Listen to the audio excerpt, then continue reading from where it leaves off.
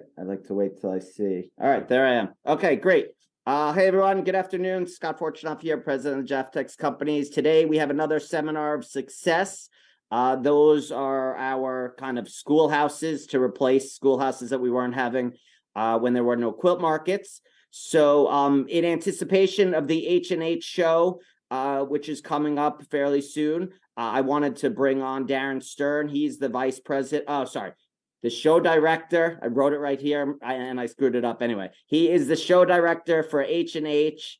That's a show, a quilt show, and he's here to talk about it. We at Jaftex will be there. Not as big as regular quilt market. We're kind of easing into it, but we're making a bigger step this year. Free Spirit and some of the New York companies will be there, along with Fabric Editions, who's been attending for a while now. So if you're on the fence, that's why we have Darrin here to kind of tell you why you should be there. And I'm not going to mince words. I'll just get right to it. Everyone meet Darrin Stern, and he's going to do his thing. Yes, hello. Welcome, everyone. Thank you so much for joining us today here. Scott, thank you, and thank Jaftex for having us on this broadcast today. We're excited to share our passion, our vision, our dreams, and our hopes for what we're trying to do at H&H Americas. To give a quick first off, who we are and what we're trying to do. And along the way, please, everyone, put into the chat boxes if you have questions, want us to repeat something. I'm sure at the end we can post different URLs that we might mention here throughout the conversation today. Please let us know and we'll get that out to you. So again, my name is Darrin Stern.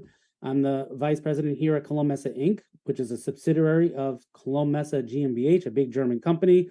For folks that know us in Europe, we are the H&H Cologne show. This edition here in the United States is H&H Americas. Is kind of an extension of what we've done for many years in the city of Cologne. At its core, H&H Americas, let me stop, pause even myself, June 21 to 23. Put it on the calendar. There we go. Make sure I don't skip that part. But what is H&H Americas? It is a soft crafts event. It's something that we really haven't had in North America until last year when we had our inaugural edition. It's been happening in Europe this way, where all of the fiber arts are able to live under one roof. In the States here, we had yarn in one place, quilting in another place, needlepoint in another place, and everything kind of all over the place, servicing different parts of the fiber world. What we've done is we brought together under one roof in Rosemont, Illinois.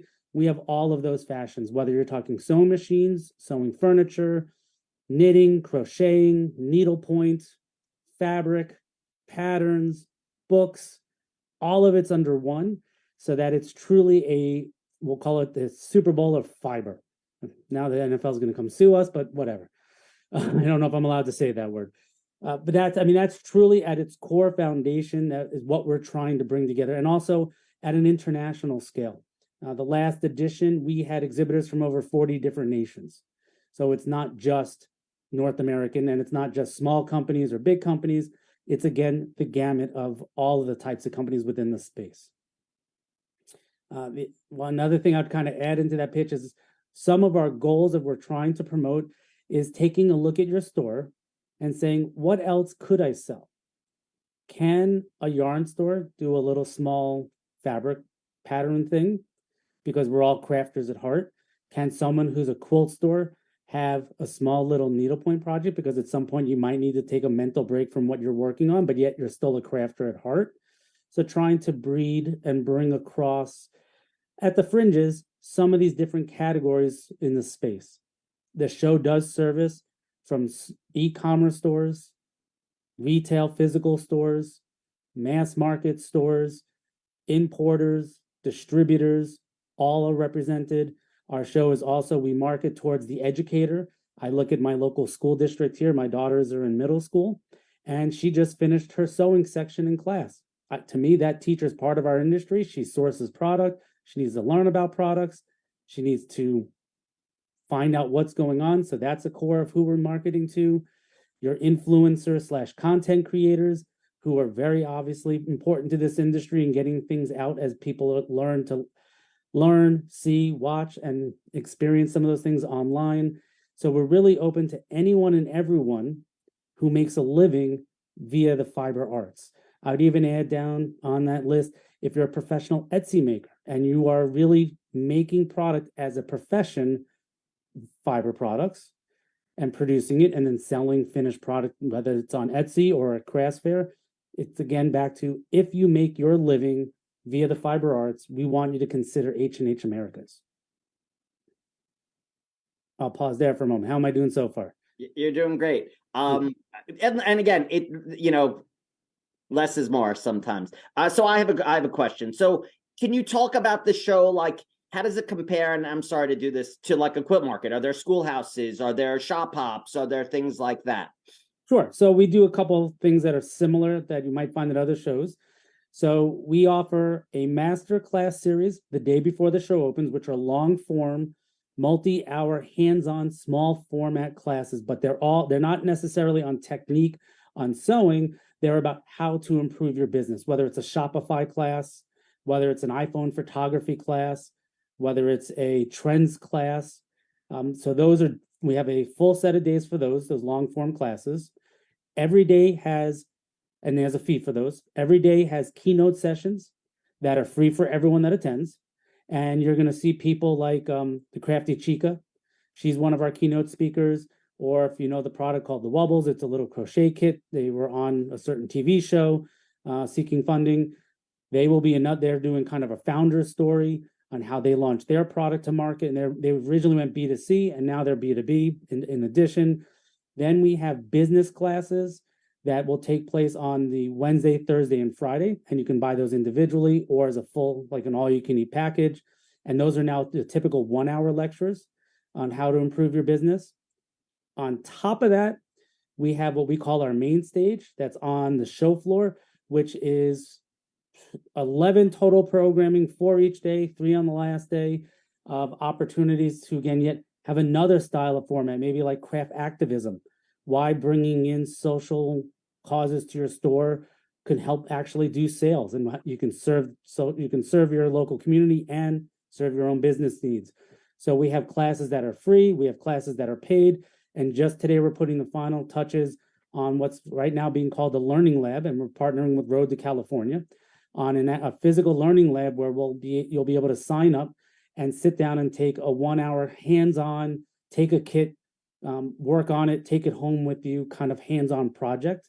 So that's another activity we have. On top of that, we have a digital platform for the event. It's called H&H Connect, and it'll be available on the internet or on the web for a typical computer browser, but there's also a mobile app edition. And there is now how you do all of your networking. It's like a LinkedIn for the community. So you can search profiles, make friend requests, get contact information. You can use it for lead retrieval at the show. You could scan badges. You can download that for later use. You can some of our classes will be captured and then hosted on the platform afterwards. So all of our free classes we will make for free on the platform for consumption after the show. And then there's even a networking lounge so that you can use the app, make a connection with someone, and then say, I reserved table 1. Let's just go sit at table 1 together. So there's many different factions to the piece. To the part you said, like a shop hop kind of a setting. We didn't do a store tour per se, but we actually do a self-published store tour. So we'll curate a list of local shops that we would recommend to you go see if you wanted to see a set of stores where we had, particularly the international people were interested in it, where they went on a tour to take a look at a suburban mass market retailer. They looked at a craft store like a Michael's and then like a Joann's to see kind of different product categories. And they actually went to Hobby Lobby as well to see kind of 3 very distinctive large mass market stores. Then they went to a suburban quilt shop. They went to a suburban yarn shop. They went to a needlepoint shop. And then on the second day, we took them into the city and to see how does it differ when you're in the middle of a city, like in downtown Chicago, because formats change and the sizes change. They seem to express much more interest in that. We will offer, this year we're putting together a donut tour. So it's not all about the product. Go for a tour of Chicago and try and follow the best donuts so you can have a little bit of fun. We'll make it walking because after eating all the donuts, you need to work them off a little bit. And then something new we're going to try this year within the mobile app and then also in our printed on-site directory, we're going to kind of segment the show as like trails. So like we'll have a fabric trail. So we'll do a way to highlight all the companies that are offering fabrics. So if you're there as a quilt shop looking for fabrics, you can kind of find them because the show is not necessarily categorized. You can walk down one aisle and see Cloud9 next to Barocco yarn. Then a few aisles over, you're going to see Andover Fabrics next to King Cole yarn. And then a bunch of rows over later, you might find Free Spirit Fabrics and Fabric Editions, like so, and then Genomi's over in another corner. So it's not like sometimes it could be a little scattered and it kind of forces you to explore. But we're going to do these trails of companies that are that fit a certain kind of category, so you can kind of make a walk. Or we're also going to go out and survey the exhibitors, companies who are ready to export. So if you're someone coming internationally, you can say, hey, these are companies that are equipped to sell me in Japan or Germany or wherever I am. So again, it kind of shortens their tour. To one of the other ones is we are going to have companies that are interested in doing some cash and carry. And we're going to do a trail of companies that are offering this service. So again, so some companies want it, some companies don't. So you'll have different trail guides, like a national park, of how to work the show. Okay, that's cool. So really, you're kind of taking it to a more 2000 level, more sophisticated. I really like the way a lot of these things sound. So I don't think I mentioned Sample Spree. That was one thing they do. I guess that's kind of like your cash and carry. We heard different things. Some, whether it's Sample Spree, was what other show organizers had called it. Trample Spree, we call it. Yeah, and now some other yarn events used to have a different name for the one they did. It was always like this, as you say, this kind of this mad dash, special room on the side, night before, all different kinds of formats. Yep. There's a love and hate because some companies want to do it, some companies don't want to do it.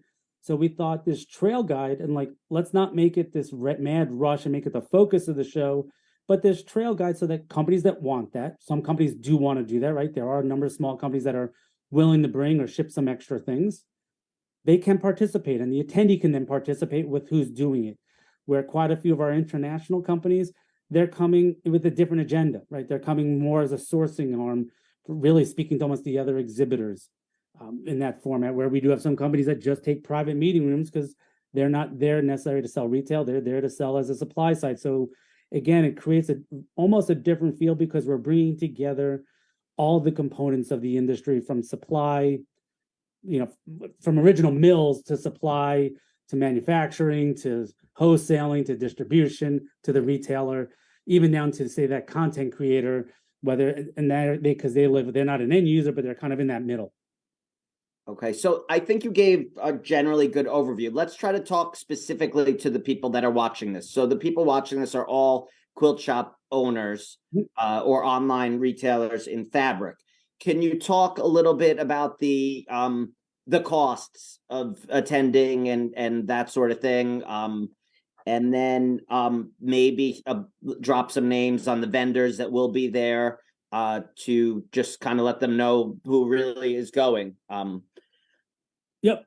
First, on the dropping of the names, as you said, like your two divisions within the Jaftex family will be there, as we said. No, they're all going to be represented. Okay, so yeah. The whole Jaftex family is going to be there.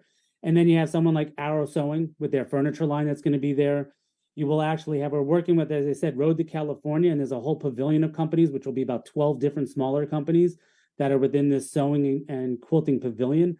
And some of those companies are going to be like Quilters Rule International, Global Artisans. How about my competitors? That's who they want to hear. Yeah, Muppins as for another competitor in that space. But then when you move into Superior Thread for a thread company, they just signed up this past week.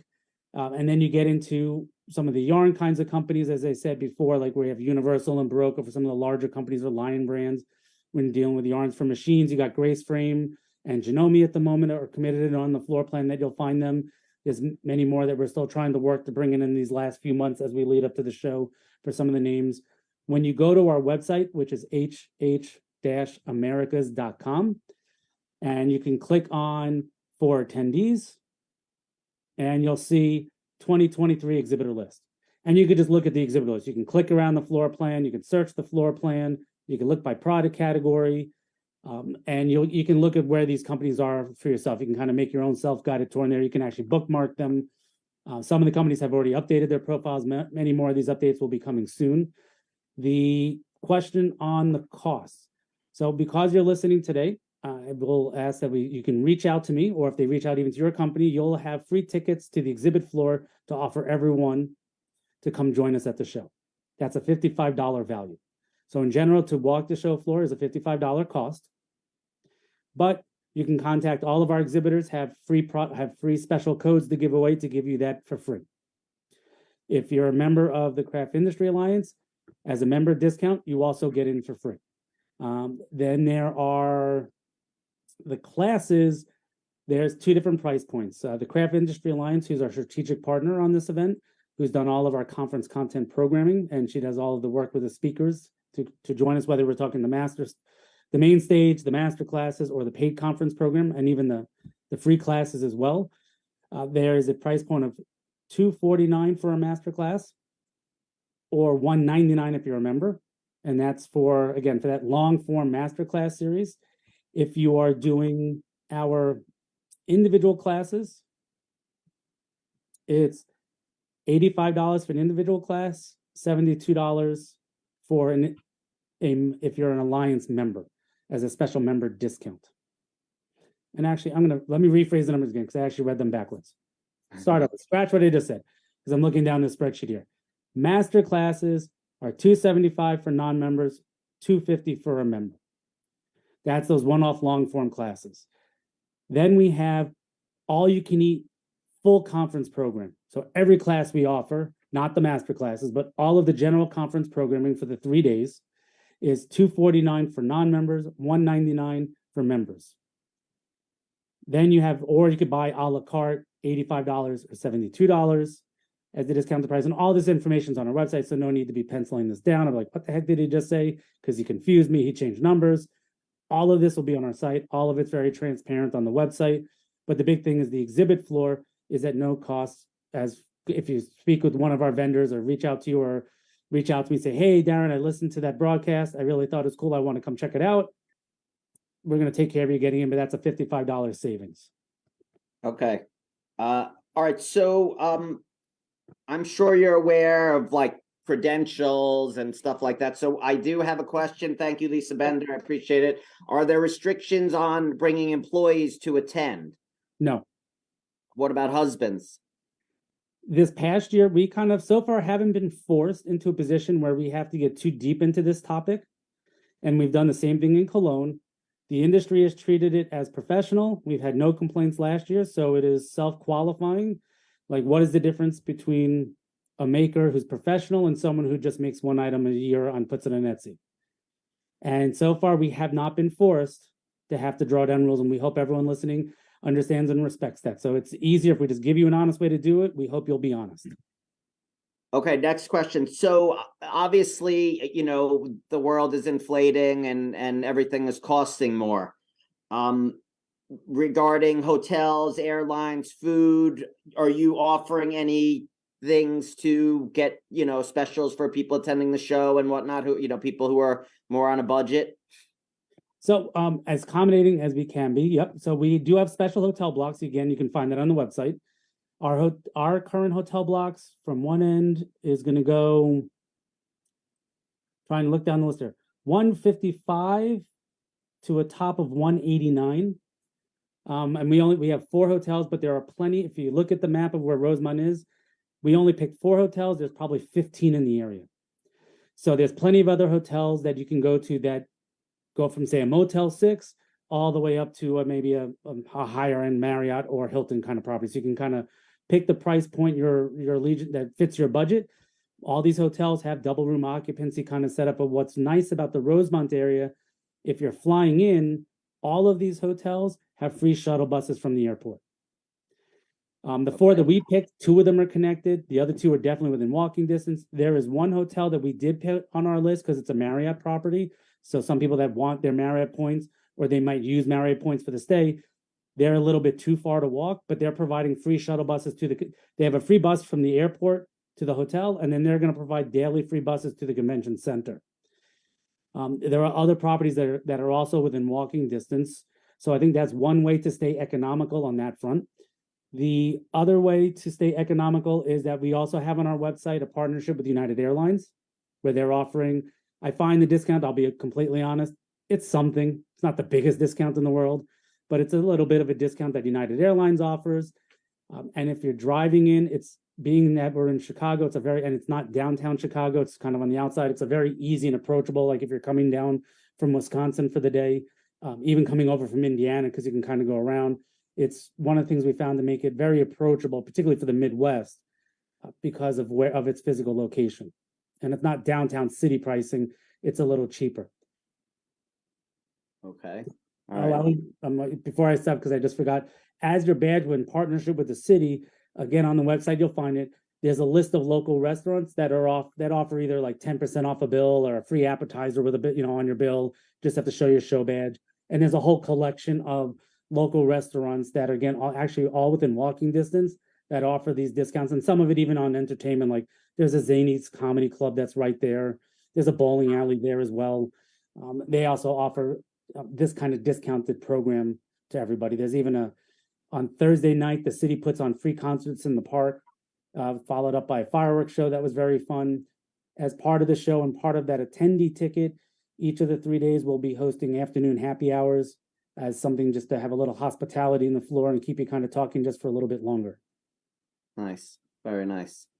I'm kind of running out of questions, and we've been 20 minutes, which is good. Did I miss anything or anything else you want to say? I think the key thing I would say, because I get it, it's hard for a small business, right? It's hard enough to have the money to say, where do I want to put my money? Do I want to go on this trip? Do I not want to go on this trip?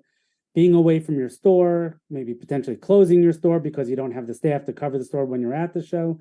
What I would ask everyone to always think about is think about the investment, not necessarily the money investment, but you're investing in yourself, whether it's education by taking some of our free classes, some of the paid classes, investing in finding new products, not just the products of the few people that might show up at your door every 3 months and that kind of stuff. And then the most valuable thing to me is the joy of like seeing someone in an aisle that you haven't seen in years. When you're standing on the line at Starbucks and you hear someone talking and saying, oh my God, I'm not alone. Someone else has the same problems I have in my store. Let me ask them how they dealt with this.